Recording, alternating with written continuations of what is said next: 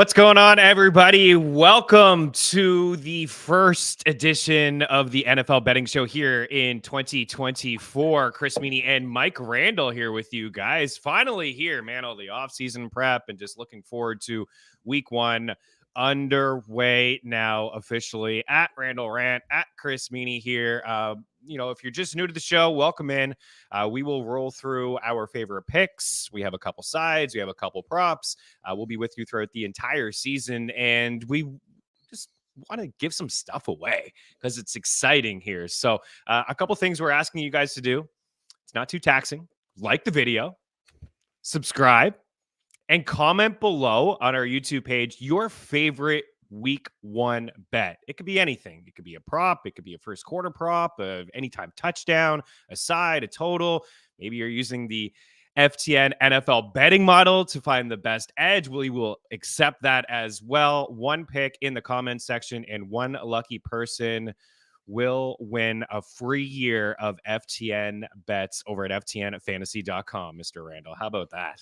I am here. I am refreshed and replenished. It is an honor to sit next to the great Chris Meaney as we get ready for kickoff here tonight. Ravens, Chiefs, Packers, Eagles, and then everything that comes with week one. And then the Jets, Chris, will actually win their first game on Monday en route to a perfect 6-0 start to the season. So it's really going to be a very exciting week one, let me tell you.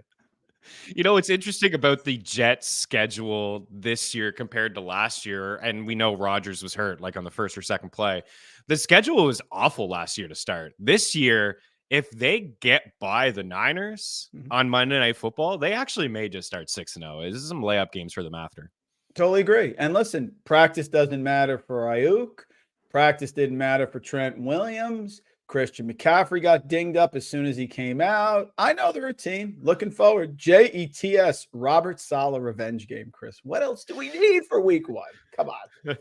So people hanging out with us live, any questions you guys have? I see a couple already, some starter sit questions. Of course, we're here for you guys and we'll help you out. But we are going to talk about our favorite bets and our favorite picks. So hang on and we'll get to any starter sit questions that you guys have for week one of the NFL season. We'll let the GOAT start us off. Mike Randle, where are we going here? Week one picks. What catches your eye?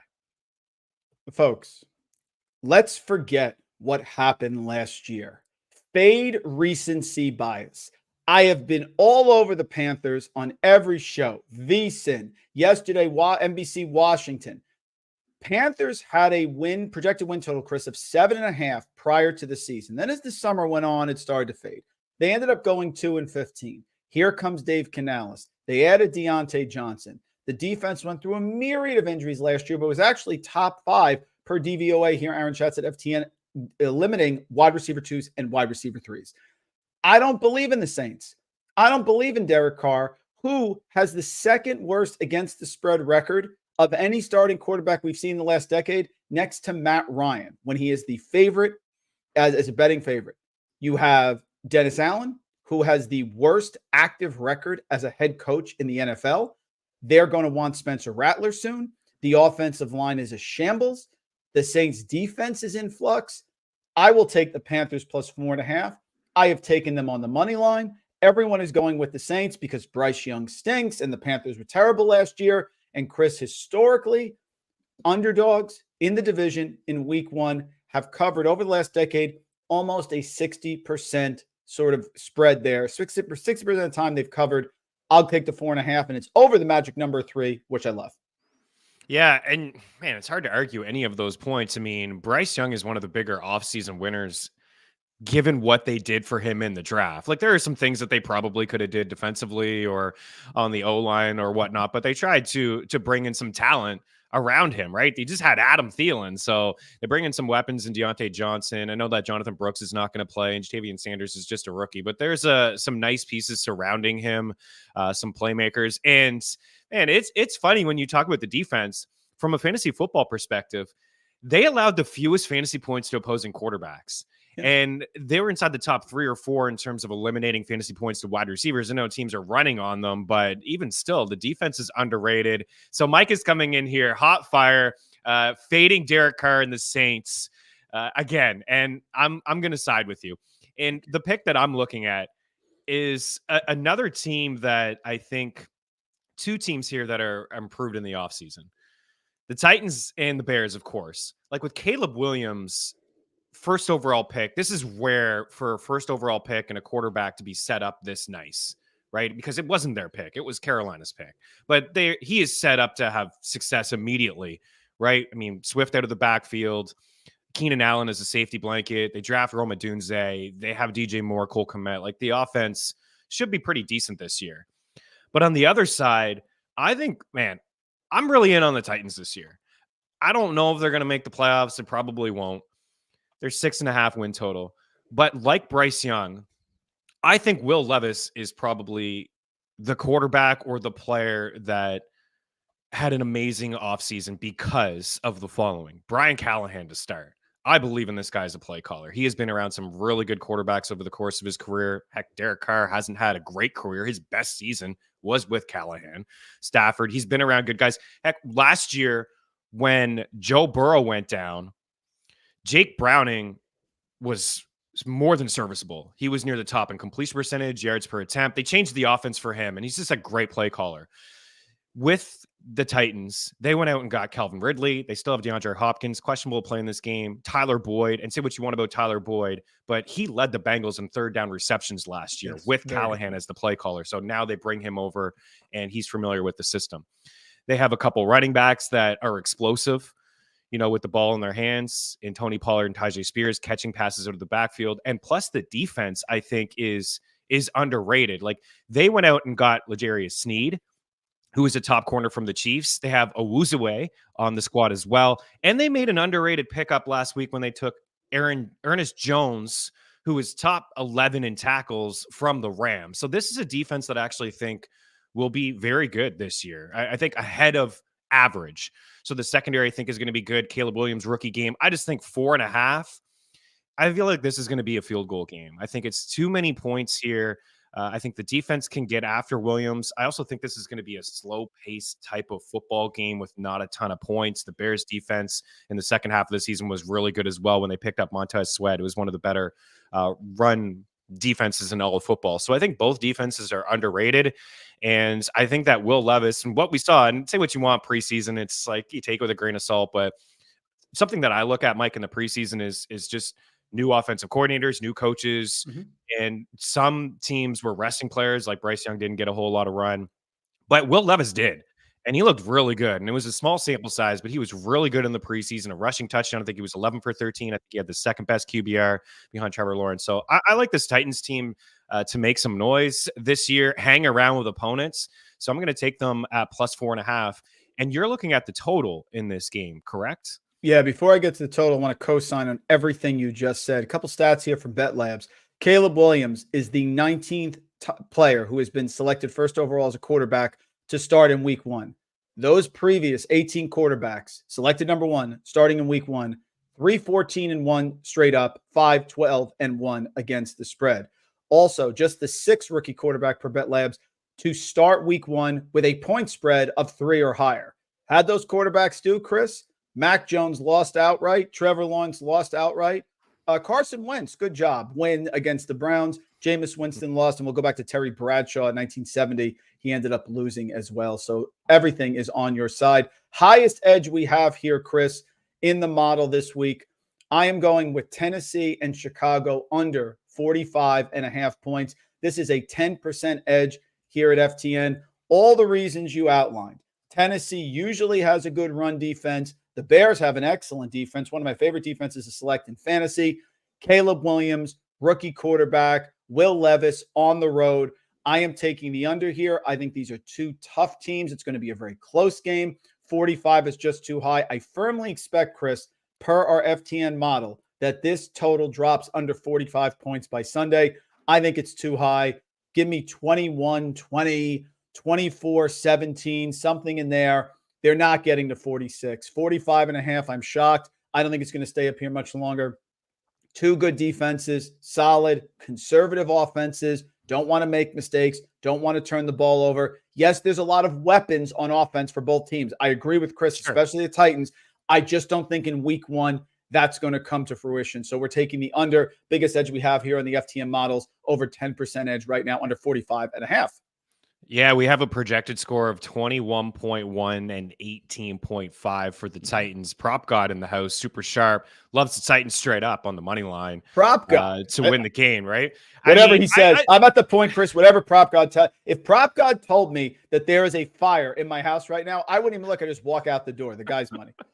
He really is money, and Mike Tallis loves the under as well, 44.5. See some people rolling in. Starter sit questions. We'll save it towards the end of the show, guys. A betting show here. We want to share some of our favorite picks and our favorite bets here for week 1 of the NFL season.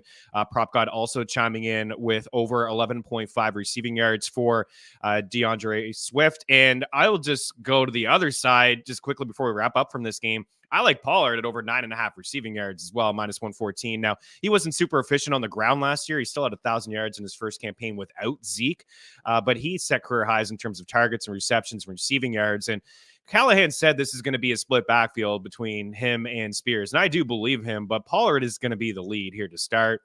In the preseason, he had a lot of the reps and first team throughout the preseason games. And there was a moment where I think on the 4th or 5th drive, they turned to Tajay Spears, and then they went for it on 4th and 1, and they took Spears off the field and brought in Pollard in that situation. So that was kind of very telling on how they feel on Pollard. They spent some money on the offseason with him as well. So it just takes one grab for Swift and for Tony Pollard to hit those props. So there we go. We are coming in here hot with some dogs, and in Carolina covering against the Saints and the Titans covering against the Chicago Bears. I'm telling you guys, the Saints, the Titans offense is going to be fun this year, and that secondary is completely underrated. So looking forward to that game. It should be a really good first game. All right. Where do you want to go next? Give me pick number 3 for you. I am going to my guy. I can't praise Amon-Ra St. Brown any more than I did last year. He was coming in as a top 3 receiver for me. I got him across the board. Want to point out, Best Ball Mania winner last year had Amon-Ra, CeeDee Lamb, and Cooper, which is exactly what I was telling people to go with. Didn't have Kyron Williams, didn't have Sam Laporta. That was the problem, Chris. But Amon-Ra St. Brown in a consolidated target share with Sam Laporta a little nicked up, with Jahmyr Gibbs a little nicked up, at home against the Rams. It's a high number. It's one of the highest prop numbers that you're going to see on a receiver in week 1. I am going over 83.5. He performed incredibly well against the Chiefs last year, and Goff missed him, Chris, on one of those plays where he slipped right through the middle, was absolutely gone for a 60-yard touchdown. Goff didn't make a lot of mistakes. Big one on the road against the Chiefs. That was one of them. You go to our stats hub, Amon-Ra St. Brown, 165 targets, 119 receptions, 10 touchdowns, gets targeted in the end zone. He is the center of this offense. He's going to be able to get open. I expect his targets to be well over double digits, 83.5 yards at home in a dome. You and I have talked about it all through the offseason. 14 of their first 15 games for Detroit is indoors. Amon-Ra, healthy, refreshed, and replenished. I know it's high. I'm going to it over 83.5 receiving yards.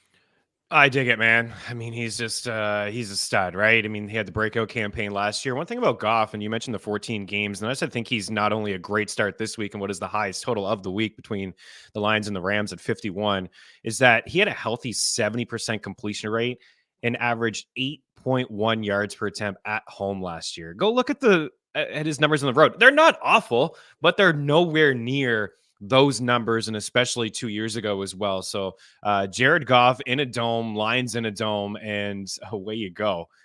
We got Prop God. I think he's tailing already. He's catching up. He's catching up. We have some people hanging out in the chat. We got High Rolling here. Just joining us. We are doing some giveaways, so make sure you check out the start of the show. But what you have missed so far: Titans plus 4.5, Panthers plus 4.5, Tony Pollard over 9.5 receiving yards. We did get a pick from Prop God over 11.5 receiving yards from Swift. And then we talked about the under 45, a massive edge in our NFL betting model on the under here between the Chicago Bears and the Tennessee Titans. And then we just had Amon-Ra there at over 83.5. So I am up, and I don't know if you're going to like this pick because I'm pretty sure you're high on the Chargers. Yes. No. You're high in the Chargers. A lot of I see the tweets and the conversations in our Slack about Harbaugh and, Super Bowl and division. And And there may actually be somebody at FTN who's higher on Herbert and the Chargers than you, and that's Mr. Scott Spratt. But I'm fading them. I'm going to take the Raiders here at +3. I think this is another live dog. Listen, there's no question Staley needed to go. There's just no debate in that. And Harbaugh's a great coach, and Roman's back, and they got the Ravens boys, and they got their offensive lineman at the start. And I'm excited to, if you're a Chargers fan, you should be excited. There's a lot of reasons to be optimistic and about the change. There's certainly going to be some structure with this Chargers team. But I just feel like they've been overrated for a few years. Talent-wise, they have a lot of pieces. They haven't been able to put that together. We got plantar fasciitis for Justin Herbert. He's going to roll through that all year. We have over 2,000 total yards in offense through the air gone in Keenan Allen and Austin Eckler and Mike Williams and Gerald Everett. I love Ladd McConkey. A lot of shares of him. I've talked him up a lot. I think he's going to have a role immediately as the slot wide receiver. Joshua Palmer is really the only guy that's caught passes from Justin Herbert. DJ Chark is new. He's been dealing with an injury, a hip injury. I'm sure he's going to be good to go. Quentin Johnson can't even find himself on the field. I have some questions. I think they're going to slow the pace down. I think they're going to run the rock. And I think on the other side, the Raiders are going to do the same thing. I like Zamir White as a player. In 4 games, though, Josh Jacobs, he averaged 99 rushing yards over 21 opportunities. They leaned on the ground game when Antonio Pierce took over. And when Pierce took over, man, there were some really good vibes in Las Vegas. At the start of the season with Josh McDaniels, this guy couldn't get it together. Adams was ticked. Jimmy G was the starting quarterback. Aiden O'Connell had some starts. There was a game where Aiden O'Connell couldn't complete a pass after the first quarter. I think it's a pretty good upgrade at the quarterback position with Gardner Minshew under center. I think this Raiders offense could actually be decent with Adams, with Jacoby Myers, who was wide receiver 26 in fantasy points per game last year. If you could believe that, a guy going well outside the top 60 at his position. Brock Bowers may be limited, but it's a nice piece of the offense as well. He is expected to play, but he's been dealing with a foot injury. And I think the Raiders defense is actually pretty decent. Like, at least their pass rush. They can get after the quarterback, get some sacks, stop the run. So I +3, division game. It's not like in LA is a tough place to play. You know what I mean? It's not like you're going into a building and it's just like the fans are going to overtake it. They've been down this road before in these divisional games. There'll be a lot of Raiders fans there. So you could come at me and tell me why I'm wrong, but I think a field goal game and a divisional game, and I wouldn't be shocked if the Raiders just went in and won the football game. No, Chris, I get it. I am way too high on the Chargers this year. I am not touching a divisional game where you have to lay 3 points. I'm just not. I'm not doing it. I will point out per Bet Labs that Gardner Minshew is 1-14 straight up in his last 15 starts as an underdog. However, I do get your point. I think the Chargers win the game. I don't like the 3. I've stayed away. I respect it. I do love the Chargers, and I do think they're winning the division. I said that. But I understand if I'm going to follow the model with when you have a spread with the Panthers and the Saints and quote the underdog in the division, then I have to be consistent. I stayed away, but I respect your pick. Yeah, I'm not interested in Jacoby Myers just to say with his line. I just think he's a decent piece in the offense, an underrated guy in the offense. His line, I'm looking at our prop shop, of course. Failed to mention this off the top. If you're unfamiliar with FTN Fantasy, I mean, we have you covered with all kinds of tools and projections in Discord, but the prop shop is a free tool like the parlay calculator. Save you a lot of time and a lot of cash. For example, Jacoby Myers at Bet365 over 38.5 is -110. Over 42.5 at FanDuel is also -110. So why would you take, if you liked him, why would you take the over 42.5 when you can get the same price at over 38.5? His catch prop is at 3.5. The guy to consider, and I haven't seen anything on rushing attempts yet, and is just up now, is Zamir White.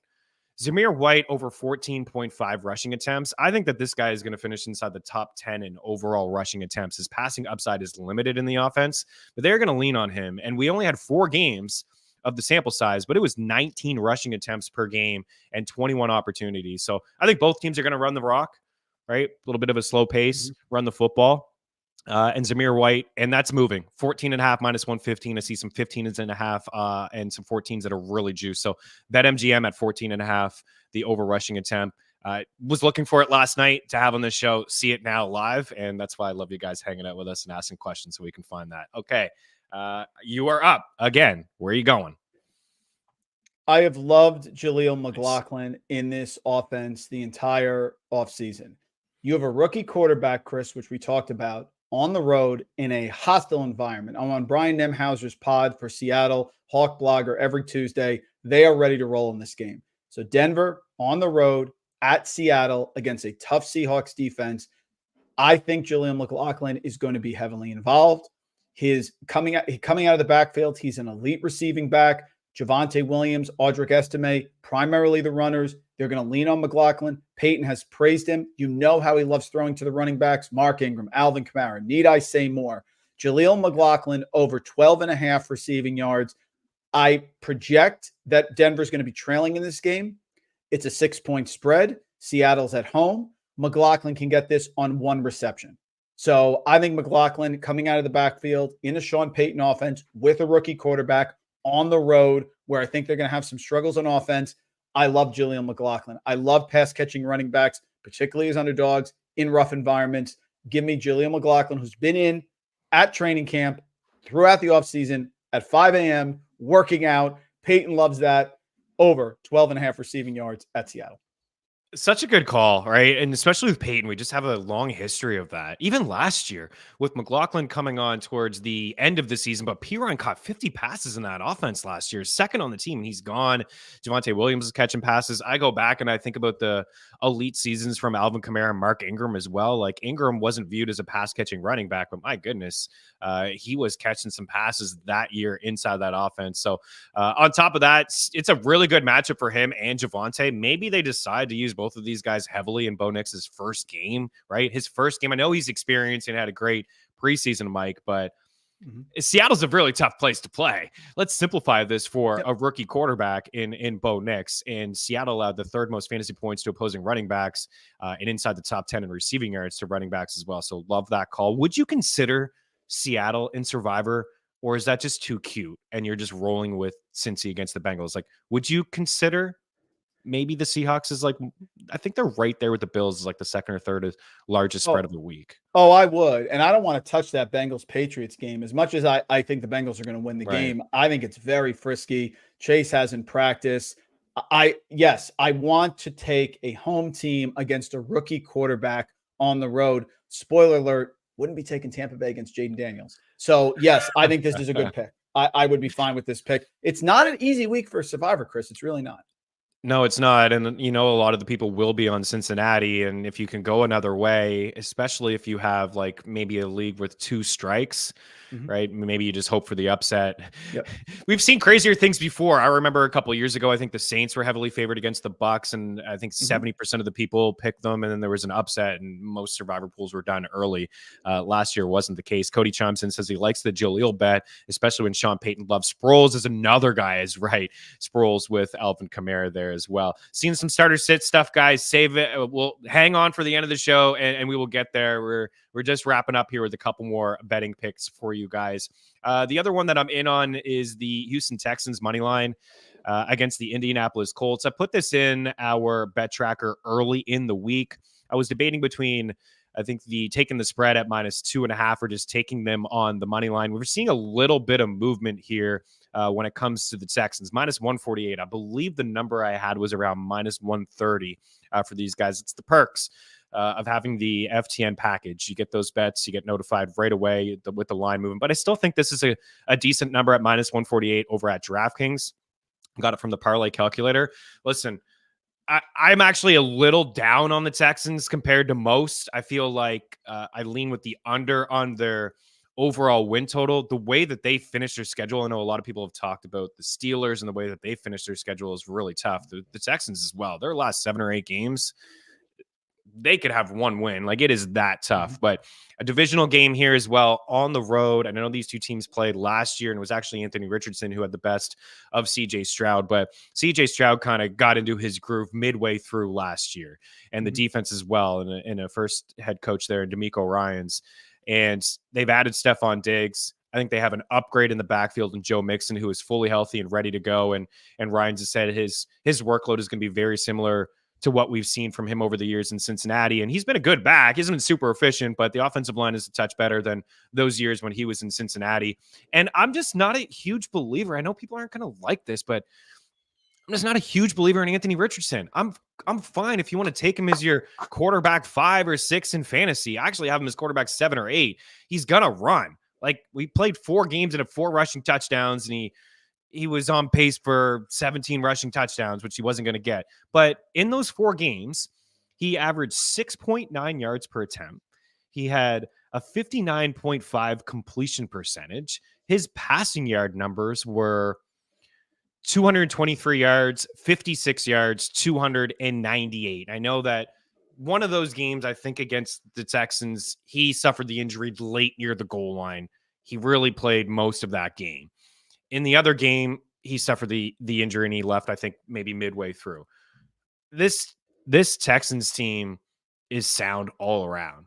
And I do expect this game to be close, but what we have seen in the year is that when these games are close and the Texans have the football, CJ Stroud is finding a way to win the football game. So I like the fact that Taylor's there. We didn't see Taylor and Richardson. They're going to run the football a lot. Shane Steichen's a great play caller. Josh Downs is not going to be there. A.D. Mitchell is just a rookie. I like the Texans to go into Indy, and I'm not going to mess around with the spread because it could be a 1-point game. It could be a 2-point. It could be a last field goal. It could be with some of those things. So I'm just going to take a little bit more juice, Mike, and take the Texans on the money line, the better quarterback, and I think the better all-around team. I'm excited about the Colts' pass defense to get after the quarterback, but I'm going with CJ Stroud here as the better quarterback and the better overall team. Hit the correct answer. Sound effects. Somebody, please. 17 starts for Anthony Richardson since high school. And I know our own Tyler Lochner here at FTN would stun me with a stun gun if he had the opportunity, because we've been on opposite sides of Anthony Richardson. Look, last year was his first start. He was okay in the first game against the Jaguars. And again, division game on the road. I understand that it's not universal. The most reliable unit in this game is the Texans defense. I think they're going to confuse Richardson. Do I think it's close, Chris? Of course I do. I think Stroud and this offense finds a way to get this win on the road against the Colts. Anthony Richardson, dynamic quarterback, could be the number 1 quarterback in fantasy if he stays on the field. I understand all that. Still have questions about him as a passer, and I'm not taking a guy with 17 career starts since high school against the Houston Texans. Good pick. Again, he's just fairly raw, right? And he may have learned, like Taylor said, that, it was good for him on the sidelines, and he kind of compared him to Rodgers and Mahomes and other quarterbacks that have sat on the sidelines for the first year and learning Steichen's offense with the clipboard in his hand. But I think what he really needs is reps and playing time. And you could see it in the preseason. He was given playing time and reps, but there were some careless turnovers and fumbles and decision-making I don't think is on point. So, yeah, we'll see. He's got a lot of room to grow as a real-life quarterback, fantasy quarterback. Sure, he's going to run, but I think that he's got a lot to learn. He's still fairly raw, Mike, as a passer. Okay, you're up. You got one more? Where are you going? Oh, man, I just see you're going to pick on our guy, but I get it. Look, yeah, I get it. Can you find me the highlight of Marvin Harrison Jr. with the Cardinals in the last 3 months? Can you find me one? He's a rookie. They're on the road against the Bills. How'd the Bills do against opposing wide receiver ones last year? Well, they allowed 7.4 fantasy points per game. They were top 7 in defending wide receiver ones. Kyler Murray, James Conner, who's massively underrated. You and I agree with that. Trey McBride in the offense. The incredible momentum that is Greg Dortch that has been going crazy here in the offseason. I think we're going to go under with Harrison Jr. in his first game on the road against a good Bills defense. 62.5 seems a little high to me. Going to fade him here against Buffalo. Understand he's a rookie. Understand he's going to be a great player. Not arguing any of that. I'm arguing that he's hitting 63 yards on the road against the Bills with a Cardinals offense that we still haven't figured out the pecking order entirely. And at best, if you want to be optimistic, he's the second option behind Trey McBride, in my opinion. Marvin Harrison Jr. under 62.5 receiving yards. Yeah, I think McBride's the play in that game, right? I was looking at it's like 5.5 is plus money. It's pretty high. I think the edge is probably the over 48.5 receiving yards for McBride. You're right, man. This guy is just a rookie. And we haven't seen him like at all, like at combine. No thanks. Like in practices, like there's been a moment or two against the defense, but we haven't seen a whole lot. Buffalo's a very tough place to play. I have a play inside that game, and you mentioned the player. James Conner. How about this for a rushing attempt prop? Yeah. 12.5. Doesn't that seem extremely low to you? It seems really low to me. This is a guy who's coming off his first 1,000 yard season. He had 5 yards per carry. He is an underrated back in fantasy, RB10 in each of the last 2 years in fantasy points per game in a half-point setting. He is a bell cow back. And you know how I know that? Because his offensive coordinator told us yesterday. Drew Petzing said, listen, I'm paraphrasing. Trey Benson is a nice back, the future of the desert, but he is a rookie, and Connor is in the final year of his deal, and he is a workhorse back. The only negative thing to say about James Conner is he doesn't have a full season on his NFL resume, but when he is healthy and he is playing, he is great. Down the stretch of last season, they leaned on him. He had over 200 carries, and he missed time last year, so he is a bell cow running back. Again, going into a place which is tough to play football in Buffalo, lean on James Conner. And Petzing said Benson just needs to be ready for the opportunity when given it. I'm sure he's going to touch the field and get some opportunities, but first down, second down, early down work, goal line work, I even think some third down work, pass protection is huge. Kyler's last year he played half a season because of the knee injury. You can't just put Trey Benson in there on third and long. You're going to see James Conner on the field in certain situations, especially with the Buffalo defense coming after him. So James Conner over 12.5, which is low. Zamir White, I would take Conner at 14.5 as well, just like Zamir White. So taking the over, and that one is over at FanDuel, similar price over at BetMGM and DraftKings. I'm telling you guys, the prop shop is fantastic, and we have it in the books. There you go, all the picks for week 1. Man, I'm sure you left a couple off the board. I did as well. It's exciting times. It's exciting times, and we spend the offseason, we do the research. Everyone likes to overrate the rookies, to go on your Trey Benson point, because you saw him on a Saturday run for 200 yards against Rice or Centenary. Shout out Robert Parrish from the Celtics in the 80s. That's why they get excited. It doesn't mean that the head coach of an NFL team is going to trust them right away. James Conner, week 1. I love it, Chris. All right, so we want to just some people that were hanging out ask some questions. So we'll wrap up here. But if you're just joining us, make sure you catch the start of the show, because we're giving some stuff away here from you. And all we want from you guys, and see some people hanging out, like the video. Do it right now. It takes 2 seconds. Like the video, subscribe to our FTN YouTube page, and comment below. Not in this section when the show is over, or just go to the YouTube page, and in the comment section, we want to, this is the only way you're going to be eligible to win.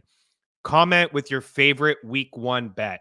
It could be anything. It could be a prop, it could be a pick, it could be Mike's Panthers, it could be under, it could be something from the NFL betting model, anything from there that shows the edges. Heck, pick the best edge if you want. The model was on point last year, turning out a lot of winners. So your favorite pick, a prop, it could be a first quarter play, anything that you want, leave it there. But make sure you like this video and subscribe as well. And when we will announce one lucky winner, will get a free year of bets over at ftnfantasy.com. I'm talking, man, you get projections, you get tools, you get Discord channel. We'll talk bankroll management. We will talk absolutely everything with you guys over at FTN Fantasy, Mike. Is it too early, Chris, to talk college basketball? Because that's included in that package as well. I'm sorry. Let's refocus. I apologize. No, it's a good call. Like for people that are unfamiliar, the betting package is not just the football. We're excited about week 1 of the NFL season, but prop and dream are killing it around the diamond. Gross is always killing it across every sport. We have hockey coming up, MLB postseason, NBA, college basketball, college football. It's all included for you over at FTN Fantasy. So final thoughts here. We had a comment from Cody. Xavier Worthy, a good start as a wide receiver 3 or flex. This for Thursday night football.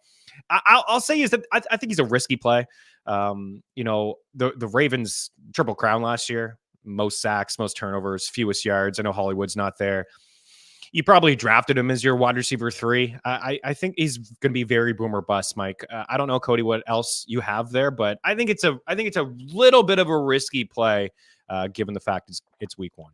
Yeah, depending on formats, Chris, I just think you're going to have someone else on your roster that you trust more. I would even trust like a Ladd McConkey, because I think if in a PPR format, because I think he's going to get more targets.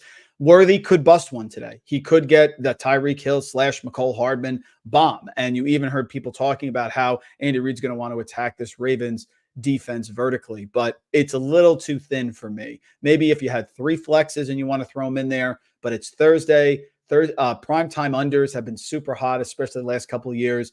I don't know with Xavier Worthy. I think that I try to find somebody better.